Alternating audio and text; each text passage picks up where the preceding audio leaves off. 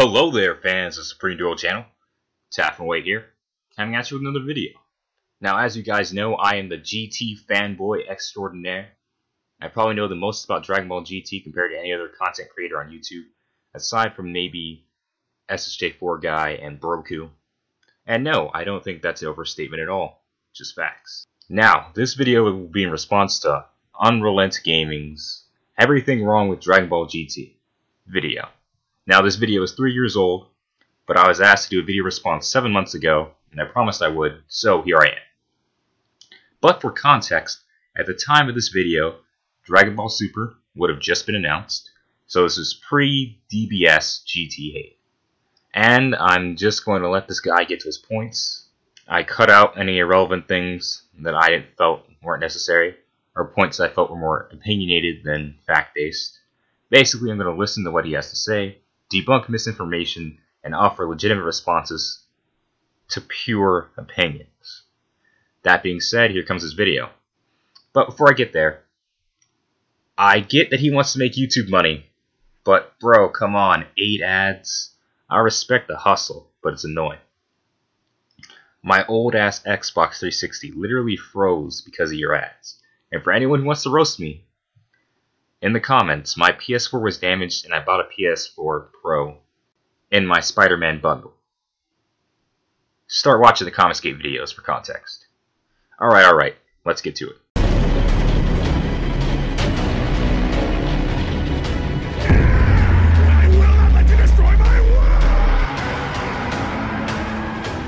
How's it going, Dragon Ball fans? UnrealEntGaming back once again here today with another discussion for you all today. Now today, I will be discussing everything wrong with Dragon Ball GT. Now this is only my opinion from my point of view. If you guys feel like you want to drop a comment during any part of this episode, you guys can go ahead and do that. I would like to know your feedback because right now, I'm going to give you all the reasons in the world why GT failed in my opinion. Now, there are a lot of things to talk about, so I would like to know your overall opinion on all of the subjects that I'm going to cover today. So beginning with number one, the one thing that bothered me a lot about Dragon Ball GT that I think failed in capitalizing with the character is Pan. Now, Pan was a very underutilized character, yet again, she was very annoying throughout the series. Grandpa this, Grandpa that. Now, I myself personally have always wanted to see Pan become a Super Saiyan.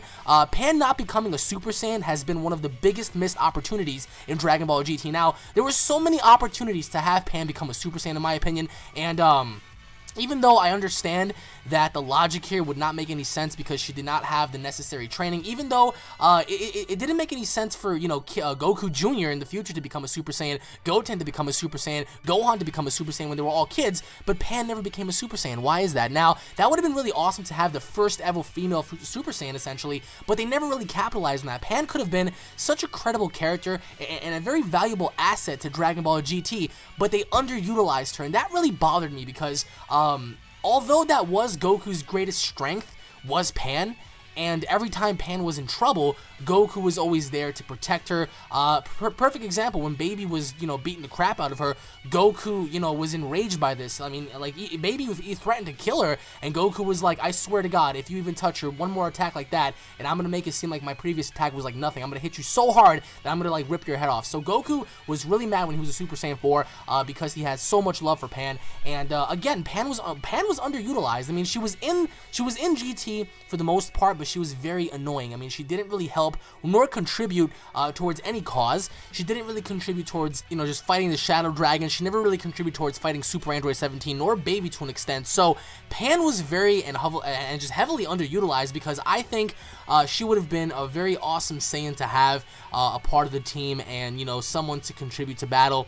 And I don't know I have no idea what went wrong with Pan. So down below, guys, let me know your overall thoughts on Pan and her not becoming a Super Saiyan, because it would have been awesome to have the very first female Super Saiyan be the daughter of Gohan and the grandchild of Goku. That would have been awesome to see. But again, they underutilized her and they pretty much nerfed her heavily, and instead of making her a badass, they made her very annoying. So I think everybody can agree on that one.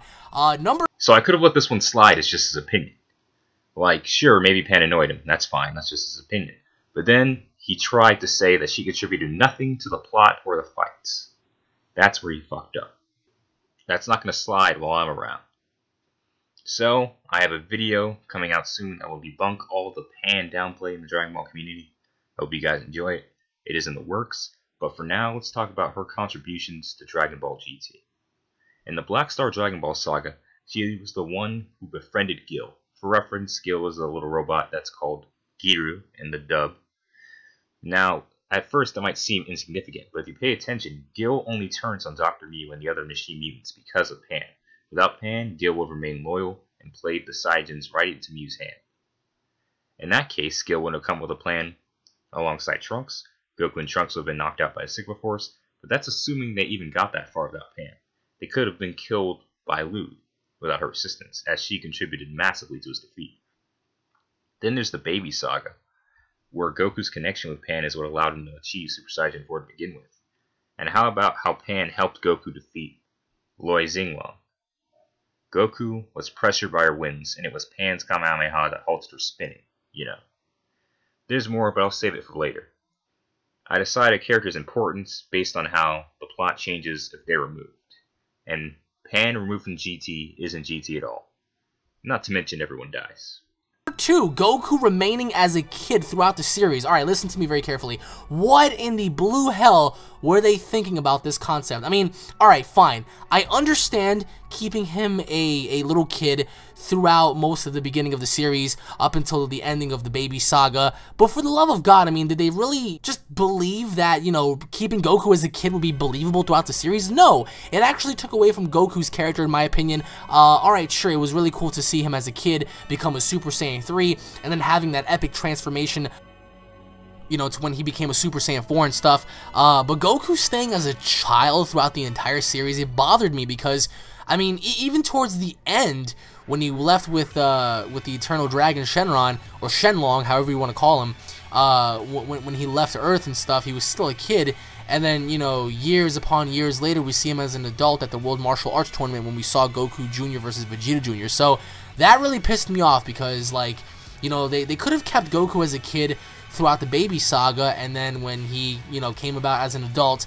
and he met 17 and the Shadow Dragons, he could have been an adult and he could have fought them in his regular base form. Goku even admitted that, you know, Super Saiyan 3 when he was a kid, he wasn't able to handle it very well because his adult body was more used to the transformations and stuff, so... Well, considering Goku doesn't use Super Saiyan 3 after the fight with Baby, his adult body handling it better is irrelevant, as he can use the vastly superior Super Saiyan 4 at his leisure.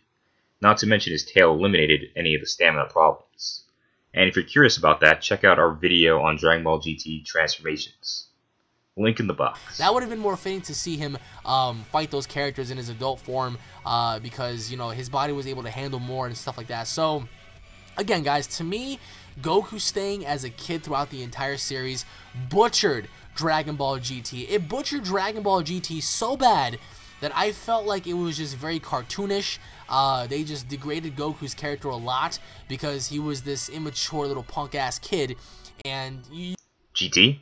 Are you sure you didn't travel to the future and watch some episodes of Dragon Ball Super before they were released? You can never take him serious because every single time we saw Goku fight in Dragon Ball Z and stuff, he was an adult, he was always serious, he was ready to fight, he always contributed a lot. When he was a kid, he was always, like, you know, cracking out these little jokes and stuff. I understand it's because it's the kid inside him, but still, having Goku remain as a kid was very, very stupid. And if you guys agree, let me know. If you guys don't, let me know again. Well, I'm letting you know right now. Here's my opinion of Goku remaining a kid in GT. I agree that if I was writing GT, I would have had Goku remain a kid in the Black Star and Baby sagas, become an adult in the Super 17 saga, and return to a kid partway through the Shadow Dragon saga.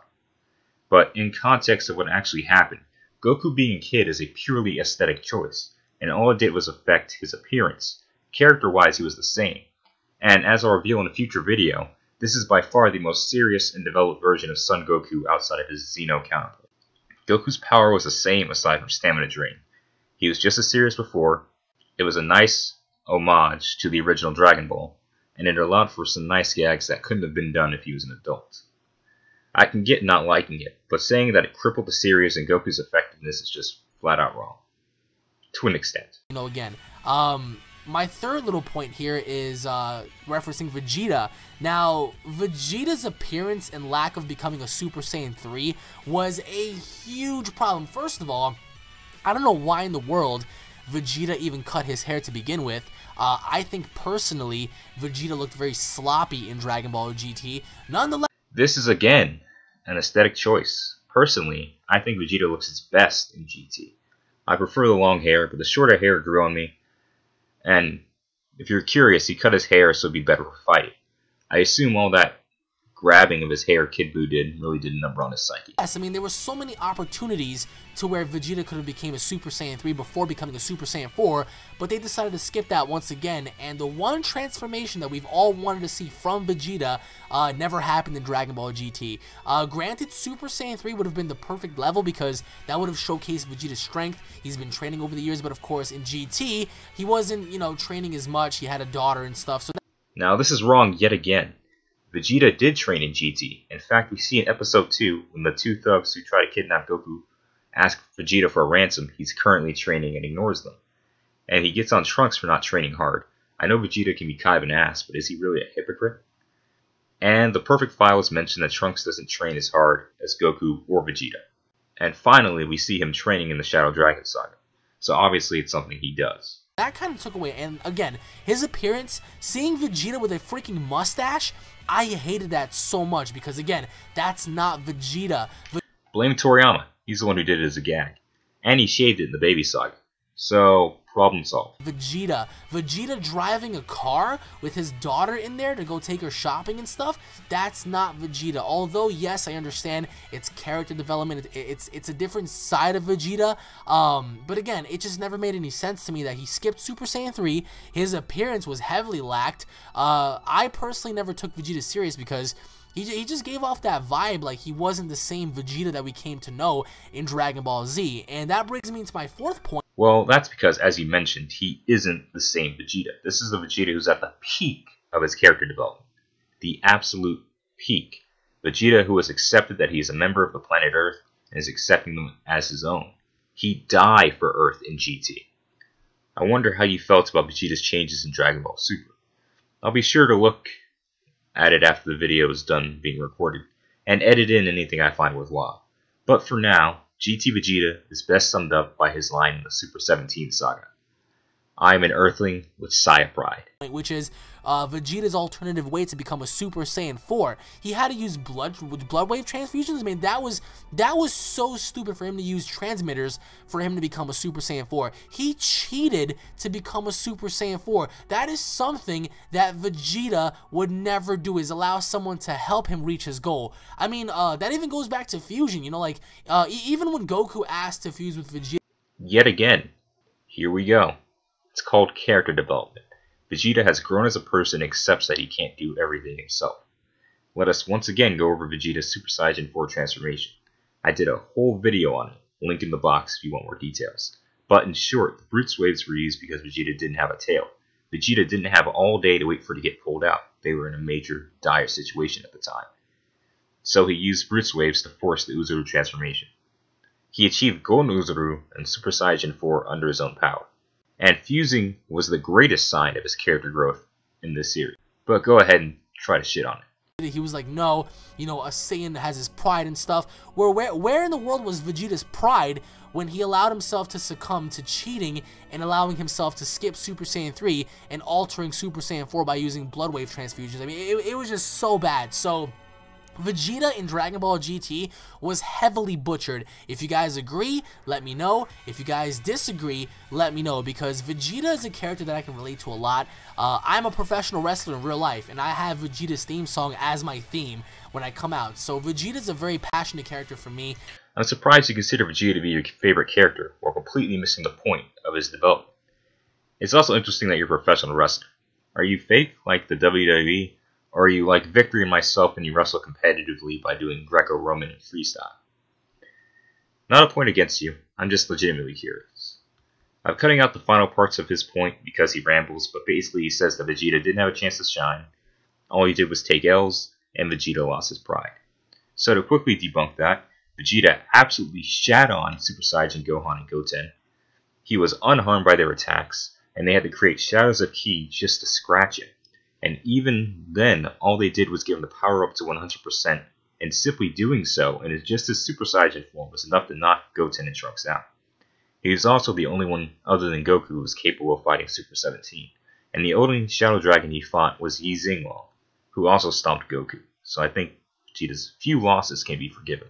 Next point, the fifth point, the underutilization of Super Saiyan 4 Gogeta. They bring in possibly the strongest character in Dragon Ball history, right? They bring him in, and they allow him to become this arrogant, brash, self-centered clown that could have ended one of the most powerful villains ever in a very epic moment, but instead, they're seduced and succumb to being a comedy act.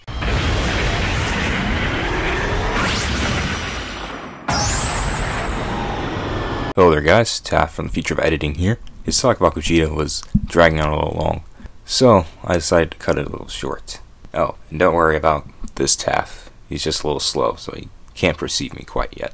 But that being said, I'm just going to let him continue with only the relevant points about Gogeta, not his whole spiel. And especially when he used the Big Bang Kamehameha and Omega Shenron survived. Alright, I get that, but right then and there, Gogeta should have took the fight serious. They should have had more of a back and forth struggle, but instead they had it to where Gogeta completely manhandled him. And if they were going to do that, why not have Gogeta win? I mean, we do know that he's going to separate eventually, so why not just capitalize on that? One of the most powerful fusions ever, just thrown away to the wasteland. And speaking of... Well, to quickly cover this, Gogeta was clowning around for two reasons. The first one is that, similar to Vegeta, he wanted something extra from his opponent. He wanted Yi Xinglong to hit him with his Death Ball, so he could reverse the ki and repair the planet, because presumably there'd be no Dragon Balls after he killed Yi. I don't know about you, but I loved his overwhelming power. He was so fast, not even the viewer could see him move. He had such great ki control that he could completely reverse the nature of Yi Xinglong's ki with a casual kick near instantly. And we have to keep in mind that Yi Xinglong inherited durability from Lian Xinglong and Wu Xinglong, both of whom could endure attacks way above his pay grade. Gogeta likely wasn't accounting for that, and that's why Yi survived as long as he did. I do agree that Gogeta should have been the one to defeat him, but I still love his incredible feats and what he represented for Vegeta's character development. And speaking of fusions, point number 6. Where was adult Gotenks? Anybody here had a problem with that? Because I did. Even though I believe that Goten and Trunks did not have the same power level as they did in Dragon Ball Z, still, I mean, they have adult... They didn't have the same power. They were much, much stronger. I did a video on it. Link in the box. Gotenks in Dragon Ball Heroes, they have adult Gotenks everywhere else, so where was he in Dragon Ball GT? They spat in the face of the fans, they spat in the face of Gotenks, and for me personally, I just took that the wrong way, and they completely just threw the characters away from Goten and Trunks. They were made to they were ultimately made out to be just lackeys, secondary characters, not important, and that really pissed me off. So, and that leads into my... Well, Gotenks didn't appear in the baby arc because it wouldn't have worked. Goten was on Earth during the Black Star Dragon Ball saga. Goten went down before Trunks against Super 17, but I do think he should have appeared in the last two arcs. I do prefer, though, that Trunks and Goten got to fight as individuals. They always seem to fuse in every other medium that they're in, as though they're incapable of doing anything on their own. It was nice to see them be themselves for once. And Trunks was a main character. Objective. 7th point, the character nerfs. They nerfed Gohan, they nerfed Future Trunks, well, GT Trunks, excuse me. We never even saw what happened to Future Trunks, but yeah, they nerfed Gohan, they nerfed Trunks, they nerfed Goten, they nerfed Oob, they nerfed the fuck out of Piccolo. Piccolo was in hell. Why? Why? That was so freaking stupid. I mean, Gohan was supposed to be one of the most powerful characters coming out of Dragon Ball Z, and now he was one of the useless characters, one of the most useless characters in Dragon Ball GT. The same thing applies for Majub and stuff, for Gohan, Piccolo and stuff. Majub was supposed to be this epic fusion between Majin Buu and Oob, but instead, Baby destroyed him. It was just, it was so bad. I just felt like I was watching something very horrible in front of me. I really wish that they utilize the characters more. I really wish that they did more with these characters, because these are characters that we all came to love. And all of the characters you mentioned were exponentially stronger than before. Gohan specifically had an amazing fight against Baby Goten. How could you watch a fight like that and see him as anything except for a badass? That's beyond me. As for Maju, he put up a great fight against Baby. It was normal Oob who flat out lost, and Maju lost intentionally so he could defeat Baby from within, which was pivotal in buying Goku time to regain his energy and defeat Baby. It's called organic, well thought out storytelling. The only thing close to relevance that you just said is the fact that they could have been used more, but calling it a nerf is lazy and dismissive. Also, Piccolo was in hell because he went to hell to help Goku get out of there, and he stayed to stop an uprising from happening again like the one that happened in the Super 17 saga. And that's actually a great showing for Piccolo, as he can keep every villain in hell in check, including people like General Rild, you know, the guy who was stronger than Majin Buu. And ultimately they were reduced to garbage characters. So, and that leads me to my my 8th point, which is the pointless fusion between Oob and Majin Buu. That was completely pointless because once they introduced that, they never really did anything as Majub. Majub got the crap beat out of him by everybody, so what was the point of even fusing those two? It just made no sense at all. That was just very, very bad. If anybody agrees or disagrees, let me know. Okay, let's unpack this again. Buu and Oob fused to give Majub a logical instant power boost during the Baby saga. It's much better than, say, having Oob train for a few hours and then he gets massively stronger. The fusion gave Maju Buu's abilities like the Candy Beam, which is instrumental in him tricking Baby and, as I said earlier, leading to Baby's eventual defeat. So no, it was not pointless. Another underutilization was the underutilization of Omega Shenron. I mean, he just wasn't strong enough in my opinion. If Kid Buu was able to grab a Spirit Bomb and throw it back, why wasn't Omega Shenron allowed to do the same thing? I understand it's a universal Spirit Bomb. It has the power from the universe. Still, solidify the enemy here. This was supposed to be the be-all, end-all character, and instead, he just took the hit and died. And throughout the entire fight, I believe that he wasn't made out to be a very good enemy to begin with. There was something about him that was a little off. And that really upset me because I wanted to see more out of Omega Shenron. So they completely shat all over Omega Shenron. Yi Xinglong wasn't enough. An enemy who casually one-shot Zi Xinglong, who fought on par with Super Saiyan 4 Son Goku. An enemy that tanked Goku's 10 times Kamehameha at near point-blank range without even flinching. An enemy who beat Goku out of his Super Saiyan 4 form, a feat previously only performed by Goku himself accidentally. An enemy that forced Goku to surpass his limits, and even then, he still didn't go down. An enemy who shat on 2 Super Saiyan 4s. An enemy who was born from the wish to revive people killed by Frieza and his men, essentially linking him to the most iconic villain in the franchise. A villain who was destroying the universe simply by existing and letting his negative energy spread. A villain who was justified in wanting to eliminate the people of Earth for abusing the Dragon Balls, something Goku himself admitted to. An enemy that required the fusion of 2 Super Saiyan 4s for them to even stand a chance. And you're upset because the enemy, literally made of minus energy, was destroyed by a Gekidama of universal proportions. Miss me with that, my friend. I get that it's your opinion, but goddamn, please just end my suffering. And lastly, Super Android 17 being stronger than Super Saiyan 4. 17 plus 17 equals more powerful than SS4. That is complete dog shit. That bothered the crap out of me. I don't understand how in the world that even came to be. I think that Super Android 17 was a complete joke.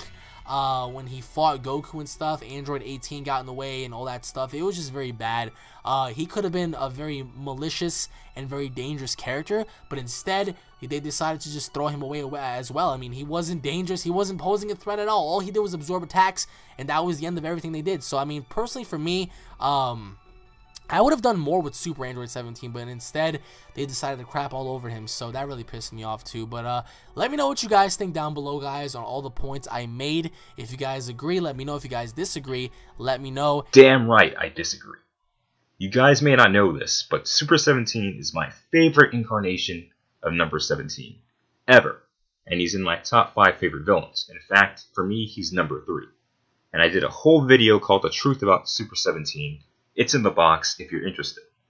If you want to understand Super 17, you should have just watched GT. He isn't 17 plus 17.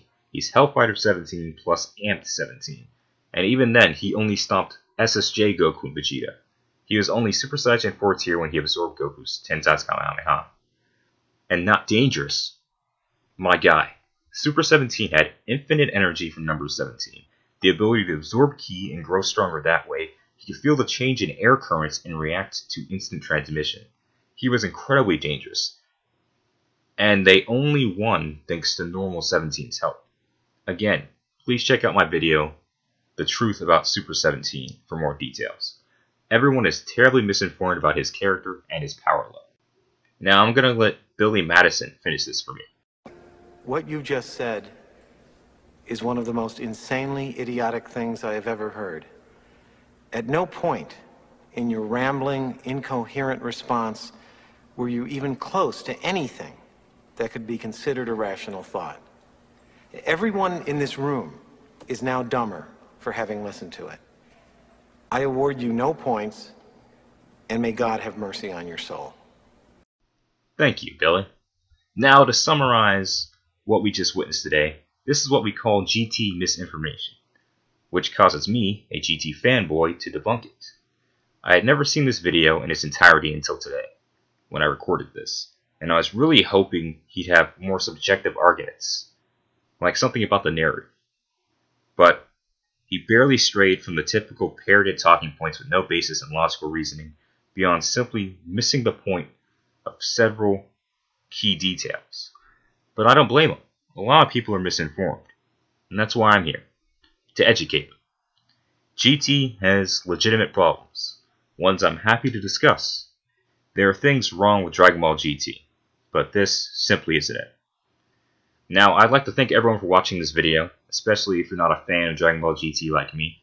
You should always strive to become more informed and to stay informed. If you like what you heard, why don't you do me a favor and hit the like button. Hit the subscribe button if you're new, and go ahead and turn on your notifications. I'm just getting started. Black and Fist video is next. Feel free to share this video and to stop the spread of misinformation. And don't forget to check out UnrealEntGaming's channel if you're interested in. Though, to be fair, I think this is a rather poor showing on his part. This has been Taflin Wade, reminding you to keep GT strong and to stay supreme. I'm signing out. I hope you guys have a great day. Remember to hit up the description box to follow us on our other social medias for more updates. Join the Discord if you want to chat. And don't forget, I now have my own personal private Twitter, @Taf1081. Give me a follow there. I'll be happy to chat with you. Peace.